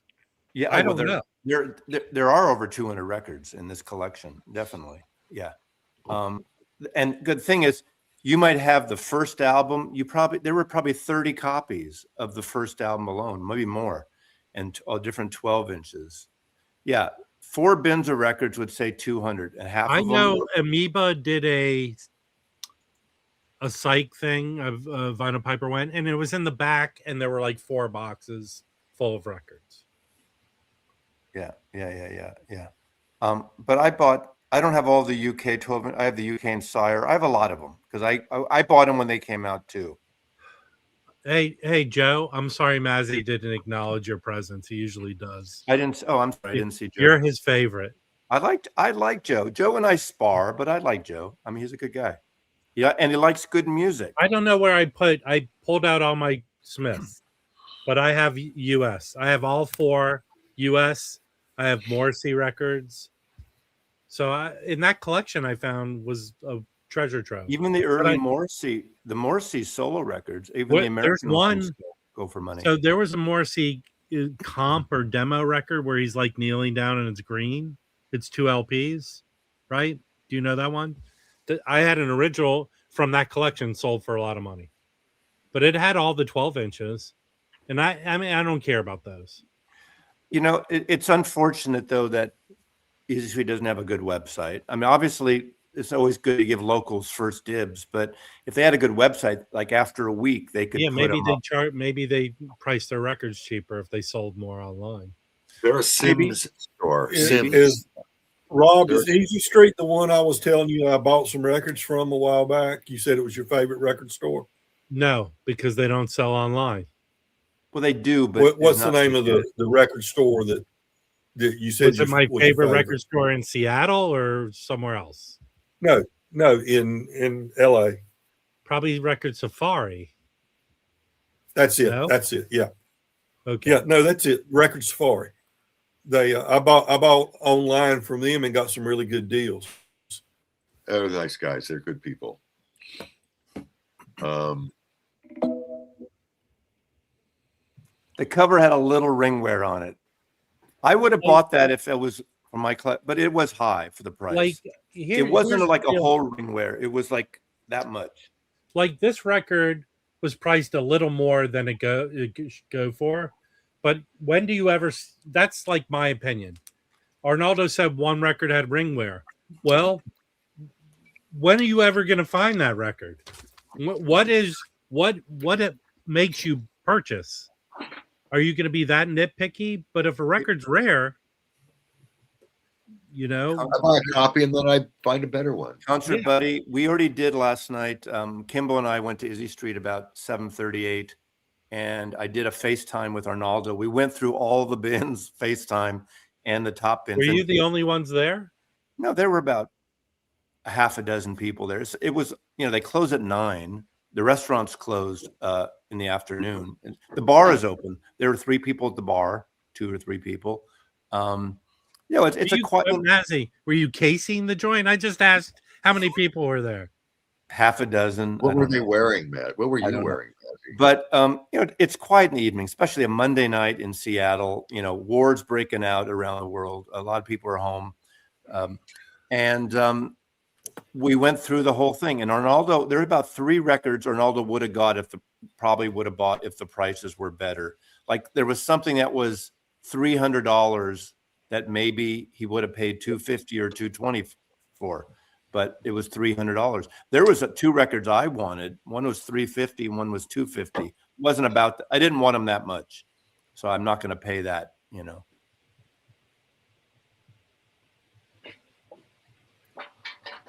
The one record I listened to. I didn't say the best 12-inch single album covers, but okay, I didn't say the very best, Marcus. But the Smiths covers are historic for the series, for the style, and they're very memorable. Hey, Mark, come on. No one buys 12-inch Marillion records. Yeah, Kimbo is the one who called me. I didn't even see the irony was I was in Easy Street at noon yesterday trying to find a copy of. Oh, hold on. Here's something I will not stand for. I will not stand for this. Kimbo, please don't come here and tell us that you take a dump on your records. Okay? That's disgusting. Whoa, that is gross. I don't know what your sexual deviantness is. Kimbo bought some. I will not stand for anyone talking about taking dump on records. Here, I got something for you, Mazzy. You need this. Is that the Umami Red? Yeah. Yeah, that's my second. If you want to gift it to me for a review, let me know. Okay. I would let you have it for the price of pretty good. No, it's okay. No, I went to Easy Street at noon yesterday to buy this, and they had sold out of it. It came out Friday, Bill Callahan, and I didn't even look. I didn't even know about the Smiths collection. I didn't look through used records at all, and I left. And on the way back after Trader Joe's, I went to Silver Platters, and they had 1 copy left. So that's why I went there. So when Kimbo called me last night at 6. And told me about it. Hey guys, the Smiths are my favorite 80s band. Okay, I don't have a bell sound for every time Mazzy shows the same record, so I'm going with this.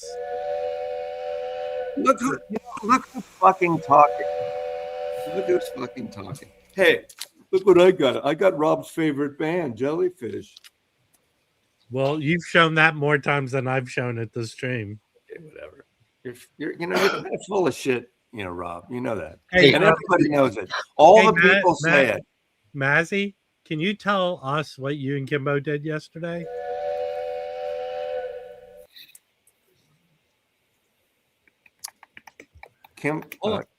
See, here's the deal. Elliot, when I attack Mazzy, our numbers just jump and go crazy. Oh, God. You guys. Some people got it and some people don't. Hey, Mazzy, hold on. Hold on, concert buddy. You're going down a bad road because there's actually new Erykah Badu content. There's brand new, and I didn't say this. Ironically, last Thursday was her birthday, and we didn't know it. And none of you stupid people in the gallery knew it. but we have new exclusive Erica Badu content. So this was last night. This is at Easy Street Records. That's Easy Street at night. Obviously, there's a what's his name? A Bruno Mars cover and a Brandy Carlisle cover. That's the front door of Easy Street at night. Most people don't ever see Easy Street at night. They put things of records out front and stuff like that, right? They do. There's a parklet still out in front because they have a restaurant. I mean, they have a breakfast and lunch diner, and they have a little bar upstairs. It's a great record store. The food is actually pretty good at that place. It's a diner food, and it's reasonable priced and more reasonable than the records. Yeah, well, it depends. It depends. They have can get the pens there. They have good used records. They have some wall stuff. Sometimes it's reasonable, sometimes it's not. Most times it's not. Their new records are like everywhere else. They have a lot of new. It's a great place to go for new records and used records. They have books. They have sweatshirts, posters, hoodies. They're a good all-around record store, and they're well stocked. And they have a lot of people working there, and they have some CDs. Yeah, like one record I bought at Easy Street, other than that $5, I bought this Jimmy Jufree record there for $5. It's like a $60 record. Yeah. And the other record I got there was a ESP disc, Ronnie Boykins, bass player. Very hard to find record, but it was the rare mispressed version where on one side's another record and completely, and they priced it cheap, so I bought it. Yeah, and they have a stage. So they have about 4 or 5 in stores, maybe more, every month. And I saw Orville Peck there, Brandy Carlisle, Pearl Jam played there. There's that live record. I didn't see that show. I'll say that the great thing about Easy Street is it's in an area of Seattle that's one of the best places to visit. It's a quiet neighborhood. West Seattle is probably one of the best places to visit when you go to Seattle. It's almost like a suburban part of Seattle. It used to be the retirement area of Seattle world, but all the people have died, and now wealthy people have gone. And it's the only part of Seattle where it has actually a beach where you could sit on a nice. It has a nice beach with restaurants. Yeah, and you have to go across a bridge, even though it's on a peninsula. But you have to cross the West Seattle Bridge, which is free. It's 15 minutes from my house, and it's great. Bridge? How fun! Yeah, Concert Buddy's right. It's it is a great record store. It benefits they get good collections. It's a great record store if you want to buy candy and Funko dolls. I don't know if they sell a lot of that. They have a few. They used to have a few Funko dolls. They're a Sims store. Sims stores sell candy. And they're definitely on the tour. When people come, we go to Easy Street. We have breakfast there or brunch, whatever, lunch. It's on the tour, and it's a great place, and it's nice, Seattle, I would say top 10 city to go visit. If you have 3 days and want to go away, go to Seattle. There's so much to do. And you go outside of Seattle, you can go to Snoqualmie Falls. If you're into Twin Peaks, you could just stay in Seattle. Yeah, I know. First time I went to Seattle. Go see the Twin Peaks. The Twin Peaks places. Jimi Hendrix's monolith gravesite. Bruce Lee Bruce and Jason Lee's. The whole town stinks of coffee. Number one, which I like. Rewind the stream, Fluffy. And it's not. Nick Rudeau. We did a tour, It's rainy and drizzly in the summertime, which I thought was awesome. The only thing bad about Seattle is Mazzy's there. But you know, in the summer, it's good. Compared to San Francisco, it's about 20 degrees warmer all summer than San Francisco. In the winter, when I went there the first time, I'm on the little shuttle. I'm leaving Seattle on the shuttle from the return your rent-a-car thing. Ballard doesn't have the same kind of beach. How far away is Ballard? Well, it's the problem is miles wise, it's not, but there's no straight shot to it. So it'll take, dude, just go a half hour to 45. You want a bunch of idiots running around Ballard? Keep it a secret. Yeah, everyone rides bicycles like maniacs. Ballard used to be a big fishing village, and it's become built up, and it's gotten more expensive, obviously. Sonic Boom is there. Sonic Boom is a good store. It's nowhere near as good as Easy Street, but it's a good store. Their used records aren't great. Their new records, they have a good, deep new thing. Like going to a good restaurants over in Ballard. During the summer, go see a baseball game. Go see sports there. It's great. Yeah. College sports, restaurants. You can watch them throw a fish too at Pike. KEXP is probably one of the great nonprofit radio stations in the country. You know, here's the funny thing about Seattle. When I first went to Seattle, I felt like I took a time machine back to the 70s. Really? Yeah, because they don't allow a lot of, like if McDonald's signage. There's kind of, I think, rules about that. Well, you don't have billboards on the freeway like in San Francisco. To me, it had a timeless quality about it. They do have an abnormally high per capita number of really famous serial killers. Well, that's the Pacific Northwest. Definitely but that's a good reason to visit, isn't it? Yeah, it is. Well, not Seattle per se. It's the greater Pacific Northwest. It's also Seattle is one of the most depressed cities because of the sunshine problem. And people look at you funny if you carry an umbrella. I think that's the biggest complaint people have. Not the rain, really. I mean, even when it rains a lot today, it's not raining all the time. But for about 4 months, when it gets dark at 4:15 and it's dark, people who can't handle that. But think about up north in Canada; it's even darker. Yeah, that's why, and less people live there than they do. So the farther north, where it gets more depressing, the less people. Hey, yeah. When you come south, where it's 3 hours to Portland, Oregon. You can have a nice drive to Portland. If it's any kind of recommendation from me, I'm negative about every place, and I said Seattle's good. First of all, Portland's not quite as dark. It is, but not quite as dark. Portland has better overall reasonable price restaurants. There's more variety. I like Portland. I think the neighborhoods in Portland are better than Seattle. Here's I'll tell you the negative things about there. This dude's from there. Ugh. Yeah, and in Seattle it's light till 9:30, 9:45. It's lighter in the summertime. It's light, but it's drizzly and overcast. No, it's not. Not in the summer. It's like 80s and 90s. I was there in the summer, and the sun didn't come out. There are exceptions, obviously. The 4 days I was there, I loved it. I thought it was awesome. But I rode the shuttle with a blonde in a business suit back to the airport.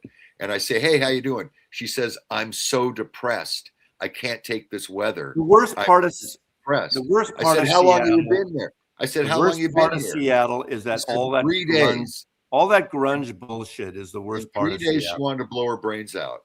I asked her where she was from. She said Huntington Beach. You can now, Nicole. There was a time before my time where you couldn't buy alcohol here. But isn't that a lot of states used to not be able to buy liquor on Sundays? No. In the South, right, Elliot? Actually, one place I think it changed recently is New Jersey. You can buy beer at the grocery store, something like that. But years ago, you couldn't. 1 o'clock. You couldn't buy hooch. Yeah. But you can't buy liquor. You can't buy liquor in North Carolina on Sunday at all. You can't buy alcohol on Sunday in Seattle. Wait. Let me correct that. You can if you walk into a bar and buy liquor, but you can't go to a ABC store, alcohol beverage control store, and buy liquor on Sunday at all. Well, what about like CVS Pharmacy? I can't get my mom's half gallon of vodka there. No, in North Carolina, you cannot buy. Like in Seattle, the state and county control all hard liquor sales. Virginia you have to go to a Virginia is the you same. Have to go to a county. You have to go to an ABC store to buy liquor. Seattle doesn't have state-run stores anymore. You can buy your mama. You can buy your mom a half gallon of vodka for less than $20. I think Portland may have the edge on record stores, more variety than Seattle. Okay, but Portland has more record stores per capita than anywhere I've ever been. Portland has a good city to visit too. But if you're going to pick between two, go to Seattle. It depends. Yeah, it depends. You can buy depends. Has the cost of living in Seattle and Portland driven the average person out of the city? Yes. Is it become too Well, expensive? in Seattle, like San Francisco, is a big tech hub, but San Francisco is still more expensive than Seattle because it's smaller. I think And, Elliot, there's I'm no not place to go beyond it. Elliot, I'm not very smart on Portland Metro, but I think you can move slightly out of the city for much cheaper than you could for like a bigger city like Seattle. See, like the price of Seattle, at least the housing prices. I've been here 12 years now, and the price of my house in 12 years has doubled. Okay. On paper. I mean, obviously, whatever I sell it, who knows? It's gotten crazy. I got in just in time before it got crazier, but it's big tech boom. But some of the, obviously Amazon and Microsoft's been here forever, and Costco is up in this area, and there's a lot of tech up here, obviously. But what ruined San Francisco is the tech companies used to kind of, for the most part, stay in Silicon Valley on the peninsulas, San Jose and Mountain View and Cupertino, where Apple is, and all those places. And then all of a sudden, young people, Twitter actually kind of started fucking it up. Not their fault, but they went in this one building that was an empty furniture mart on Market Street. Market Street needed help, a lot of help. And they got a 10-year tax break from the mayor at the time, from the city at the time, to move in that area on Market Street, Twitter, to revitalize the area. And because all these young people didn't want to be in San Jose and Cupertino. They wanted to be in the city where there's bars and restaurants and music. And they started moving here. And of course, all these restaurants and bars started opening up around Twitter and other tech companies. And then all these big companies like Twitter opened restaurants that they gave their employees free food, hired high chefs, so they didn't go out to the restaurants and bars. And within a year, all those places closed, which is unfortunate. And then they got these big, during the .com things, these big $1 million payouts and stock options, and they would throw money at houses, like $1 million for a house that was maybe worth $400,000. And how can you compete with that when you're trying to buy a house? And the person next door sells their house for $1.5 million, and it goes from there. It's unfortunate. It's worse than just basic gentrification. It's gross. It was just. It's gross. It is gross. I was up there in 1999, 2000, 2001. During that tech bubble thing, that was. I'll tell you what. I'll say one thing about living on the West Coast. I've lived on the East Coast.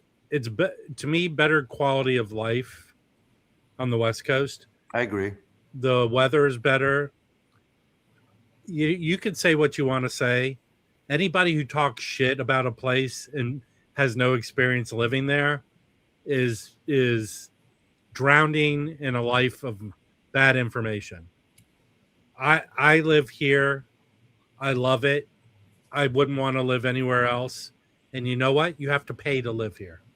If you want the quality of life that this state, at least California, offers, but a lot of West Coast states, you got to pay to live here. That's the unfortunate part of that is it's not the liberal policies that has ruined these states. It is the influx of all this tech money, people with unlimited amount of money to throw money at everything, so everything becomes expensive. That's not a liberal thing. In fact, a lot of those tech companies are more on the right, but forget the politics. They just have the money to spend and upscale everything. And that's the problem. You used to live in Berkeley or San Francisco or the peninsula for reasonable it was a big middle-class haven. San Francisco too. It wasn't all left-wing liberals. There was that aspect, but there was a conservative. Mazzy, you don't talk about this. I will blindfold you, and we don't even have to go far away from where I am. This dude where he's sitting, if I brought you to his neighborhood, you wouldn't think you were in California. Well, I understand that. And how many people live in the state of California, Mazzy? I don't remember now. 70. The right-leaning percentage of people that live in California is more than people that live in a lot of red states. Oh, there are more Republicans in California than there are in, if you've never been to, there's more people. If you've ever been to Fresno or Bakersfield, you would understand that a lot of Central California are people that are conservative people. You know, the thing I think about by tech nature, money, most we want the conservative- tech money. It's out of whack here. We like the tech money, sure, helps the areas. I'm not against that. The problem is there was a time when the CEO from any company didn't make 10,000 times or 100,000 times what the Right. people working for them make. And these stock options, no one worked for a company for 3 years or 5 years and all of a sudden got a $5 million payout.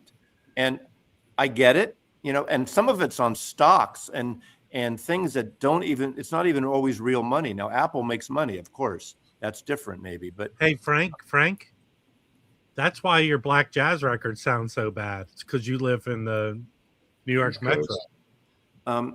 I agree with Rob. I mean, I still love going to the Bay Area and LA. I love driving down. There's nothing like driving down The from best drive- Washington, Oregon coast, Yeah. California through Big Sur, Monterey, down to Santa Barbara and into Los Angeles and down to San Diego. I don't know how.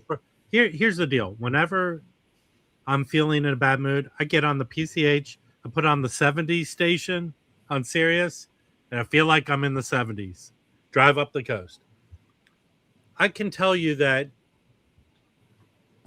I'm sorry. If you feel California's bad, then stay away. Yeah, people. Well, I Yeah. think the truth is there's no perfect place, and you just have to make the most of wherever you are.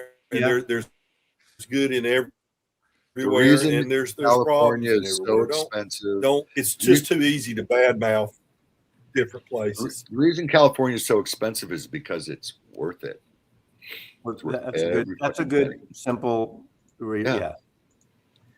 I mean, Listen, I saw in Brooklyn, in today's New York Times, there's a picture of a park in New York City where they made different sculptures in the snow from the blizzard they had.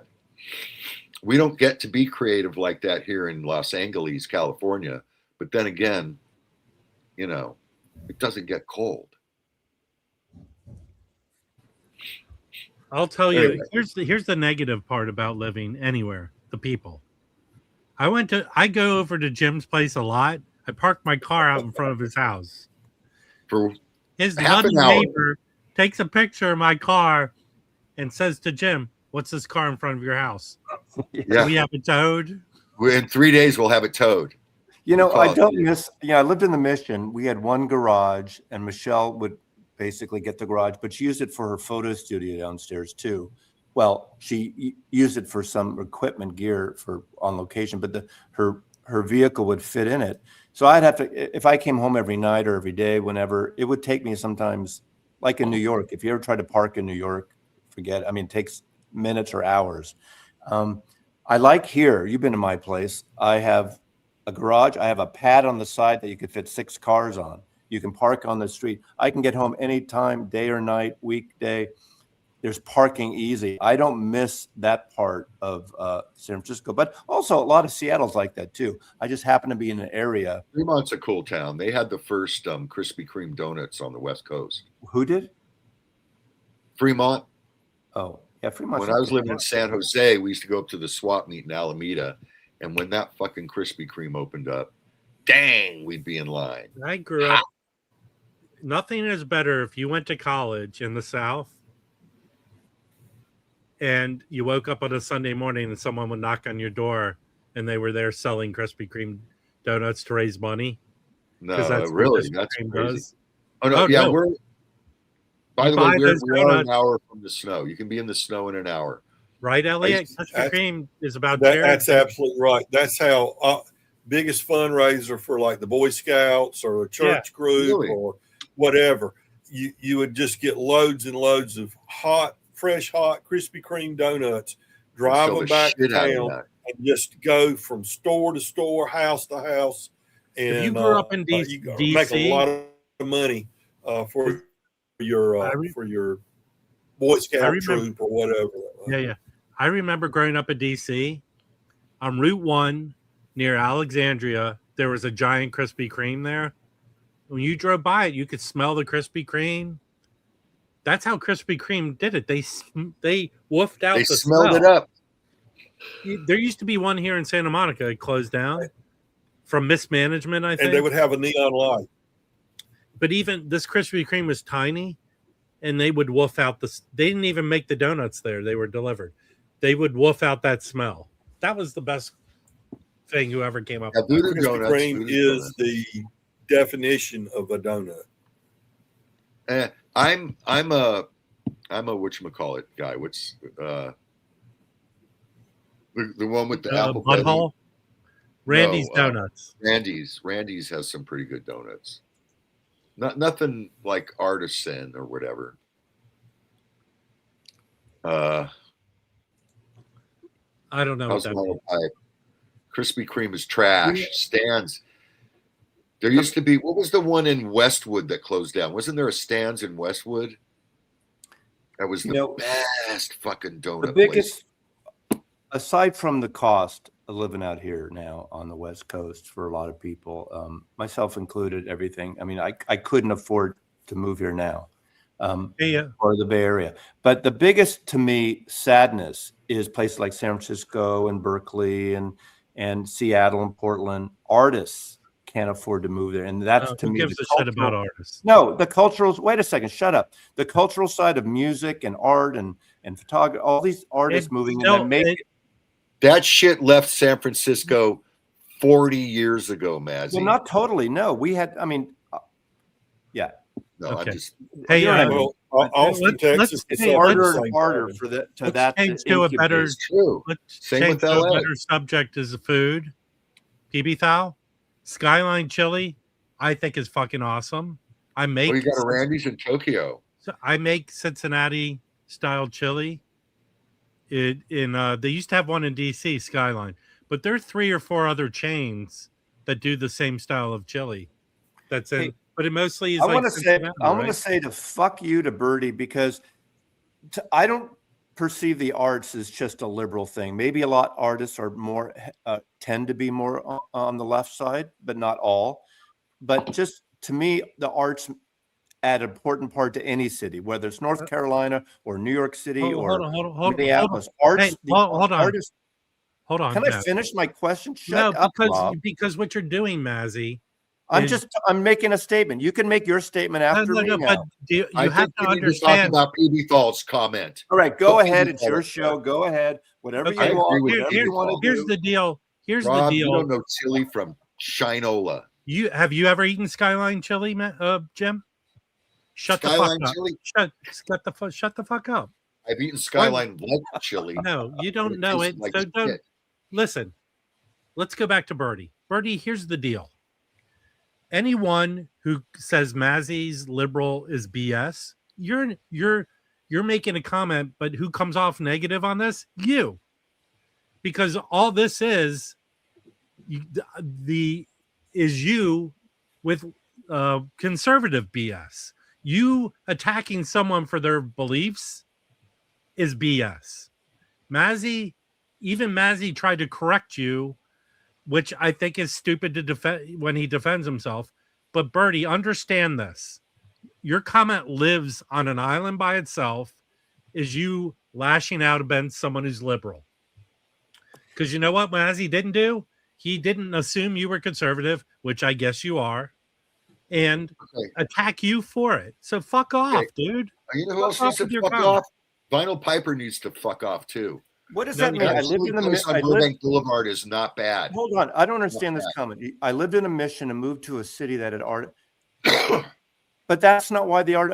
My issue, I didn't push these art. I'm not a rich tech person at all. You know, I moved into other things. My partner, the mother of my child, Michelle, is a photographer, is an artist. We moved in there as her artist. I managed artists. I worked with up to 10 artists at any one point, photographers. So we were in an area in the city that would allow artists to work there. We didn't have the neighbors saying, oh, wait a second, you have people coming in. What are you, running a business there? We got an accessory use to run the business in our building, in our home, with a photo studio downstairs. It took me 6 months to get that fucking accessory use to do that. And people in the Mission don't care. There's all kinds of stuff done illegally, as you know, in the cities, artists living in lofts and things illegally. We went through the permit process, but it took fucking forever. Well, 6 months is not forever, but at the time it seemed like forever.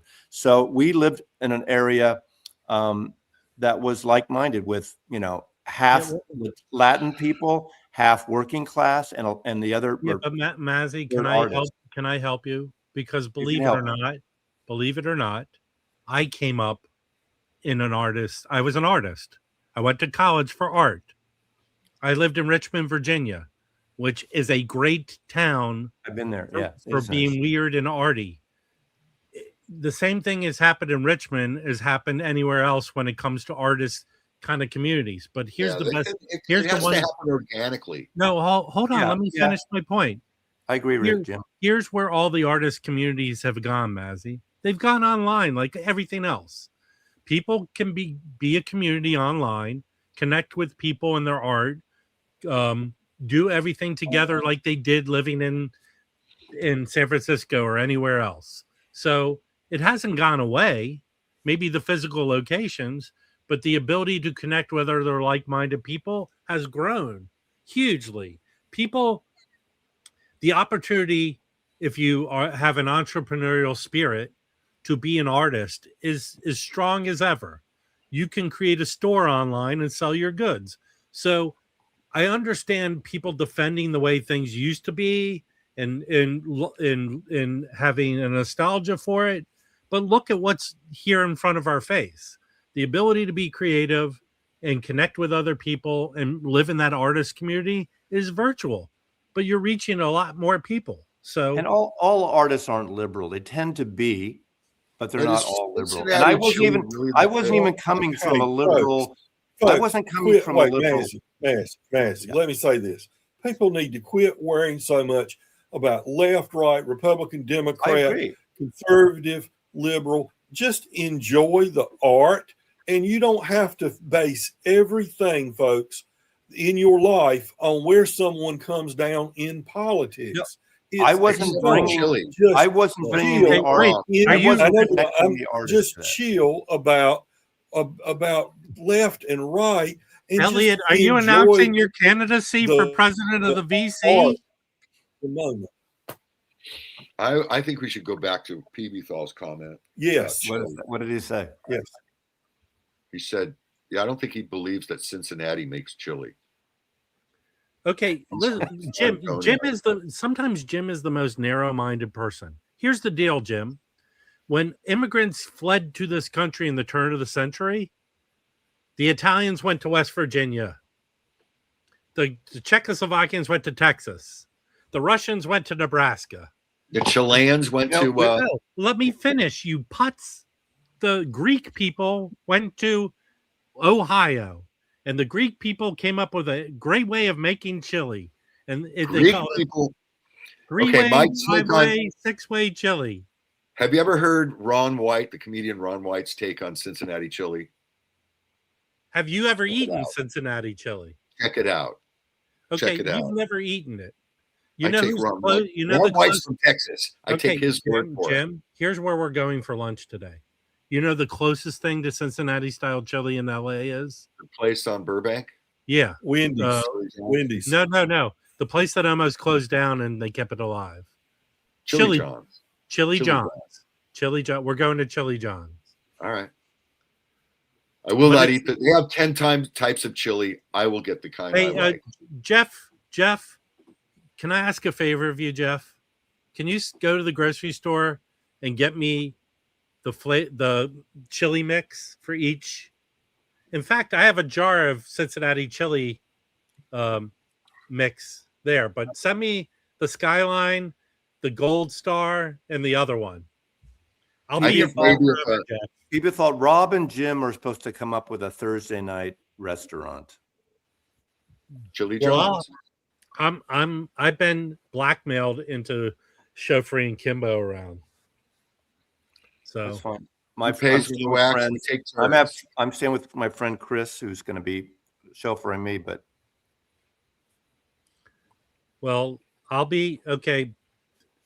Well, as we get closer next week, we'll get a list. I'll set up a little Google form that people can say I'll be in LA for the Vinyl Con. by the way, this Sunday, I believe, is the Seattle Center Record Show. So I guess, God, I guess the Vinyl Crushed couple are staying with me Saturday night because they do a table there. They stay Saturday and Sunday. So if anyone's going to be in Seattle Sunday for the record fair, come join. I've made two major business decisions when it comes to records this last month or so. I've shut down my vintage shop record table and increasing. Well, I did it for 6.5 years there, and it just ran its course. You know, you got to know when to move on from that. And I want to concentrate more on the record shows. Elliot.